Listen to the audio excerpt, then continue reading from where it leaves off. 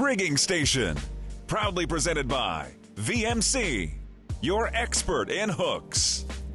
My go-to, bottom line, is the Jig Heads, guys. You've seen this before. I've mentioned this to you so many times. I fish the Jig Heads, okay? I go right to a Jig Head depending on the current, depending on the depth, depending on the target species.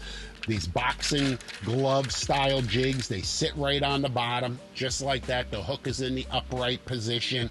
And don't be under the impression that the fish sees that bright pink little jig head that sits right on the bottom and it just looks like a rock or a little piece of coral. He doesn't see that at all.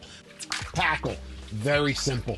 Spinning rods, I love patchery fishing. It's a great opportunity to fish spinning rods, but nothing super light. Remember, we're not looking for those small yellowtail, or I would tell you fish 10 or 12 pound gear.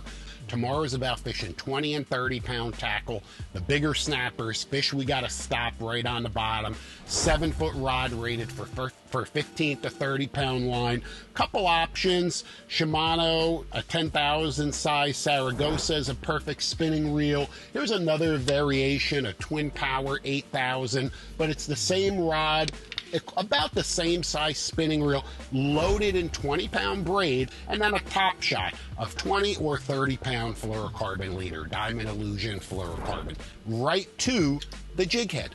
That's it. There's no other terminal tackle. There's no swivels. There's nothing else that could fail. That spinning rod is what you're going to take a bait, fish it right on the bottom, let it sit still. They really don't like that bait fluttering through the water column. They want to pick it off right off the bottom. So when you feel that thump, hit them hard. You can't fish with a rod that's too fast, too soft, okay, because you won't be able to dig that hook in before he rips the bait right off the jig head.